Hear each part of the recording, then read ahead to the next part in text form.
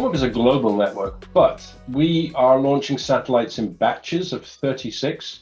We've got 218 satellites, healthy satellites in orbit today. One will launch, as you say, gets us to 254, if my mathematics is correct, which is sufficient because our satellites are in a polar orbit. They whiz around the north and south pole every hour or so. Anyway, to cover any user within the Arctic Circle that is in that has a OneWeb user terminal, and that user terminal can connect to a satellite, which can connect to a gateway.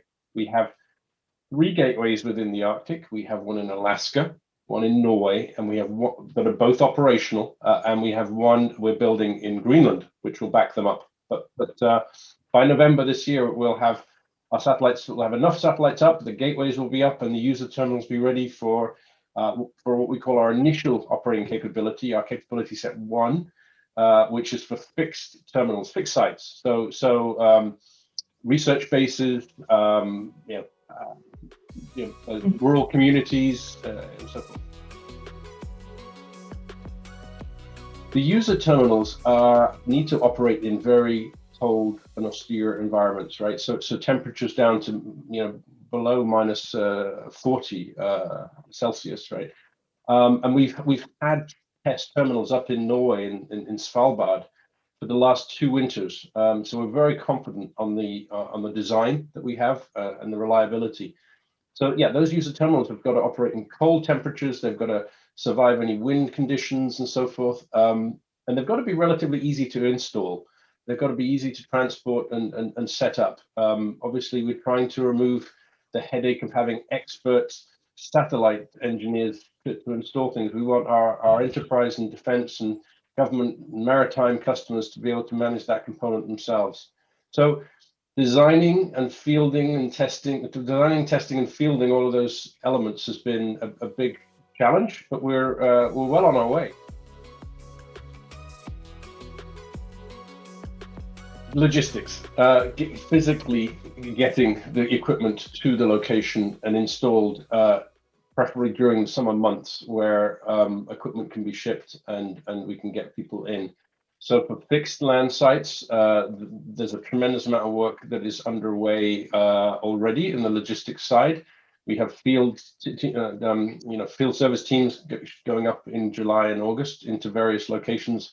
Let's just say in Greenland, Canada, the Nordic countries, and of course Alaska. Alaska is a key market for us. Very strong. I would call it a demand signal from a sales perspective, but basically a strong requirement for reliable, high-speed, low-latency satellite communications above, 60 degrees north, where geostationary satellites have just always struggled.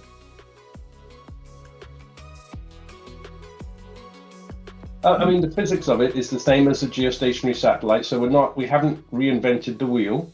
Mm-hmm. What we have done, though, is we've moved the satellite a lot closer to the Earth, so that the signal is stronger and the data rate is faster. We've created a user terminal that can track the satellites, because when the satellite gets closer to the Earth, it orbits, as opposed to being geostationary, fixed in space. So as our satellites move around the Earth, our antennas need to hand over from one satellite to the next as they pass. They pass about every 4 minutes. You'll be connecting to a different satellite, which will connect back to the original gateway or even the new gateway on the Earth. So that's the physics of it. Closer to the Earth means basically stronger signals, more throughput. But there's a new element to it, though, too, and that new element is latency. The physical time it takes for the signal to leave the user terminal, to reach the satellite and come back down, has been cut substantially. And our average, if you will, latency statistics that we're running tests on now are about 50 milliseconds one way. And that suddenly opens up the opportunity for users.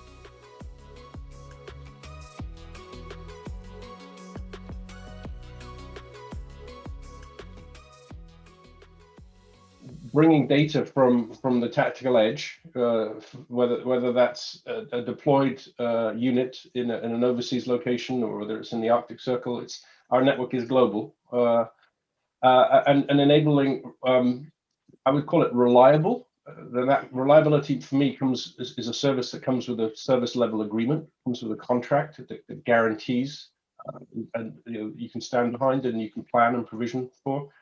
So it provides reliable, high speed, low latency communications. So our use cases are really broad. I touched on the Coast Guard. They have a mission. It doesn't matter which country. It's to search and rescue to save lives. It's maritime domain awareness. It's fisheries patrol and so forth.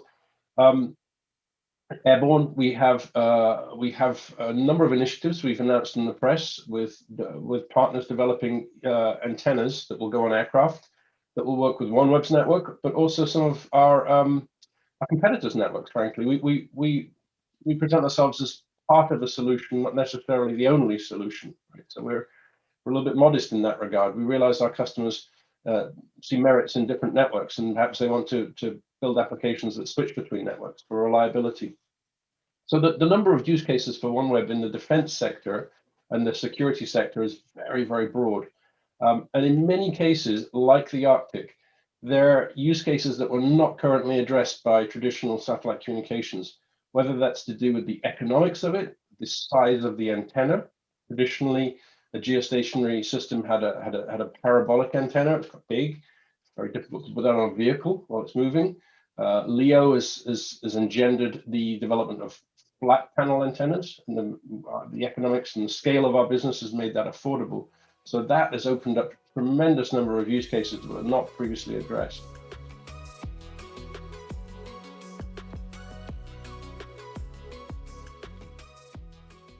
So, I mean, it's a very military sounding thing, right? But we have taken inspiration from the way certain military agencies field technology.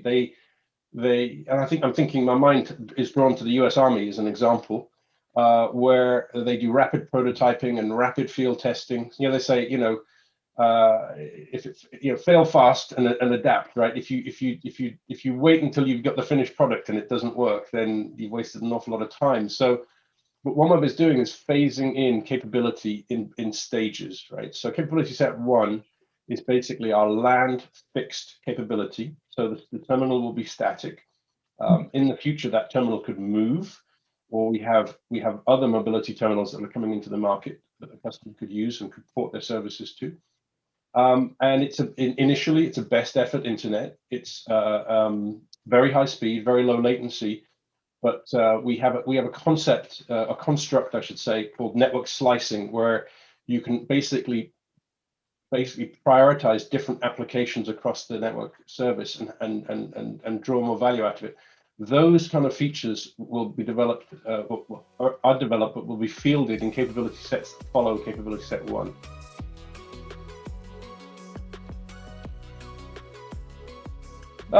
We contracted with Arianespace, who are, the preeminent satellite launch company, in the world, and they have in their portfolio of products a capability using the Soyuz rocket, built in Russia and launched in Russia.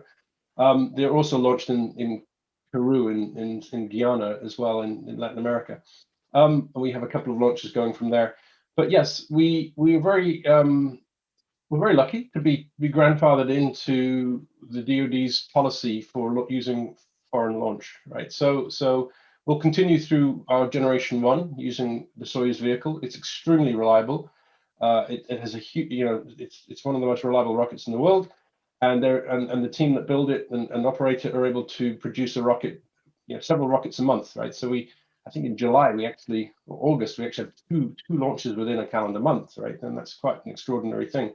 Going forward, I think we're open to new options, and we always compete our procurements. So I can't really say if we have a preference for anyone else, but for future generations, we'll certainly keep an eye on new technology.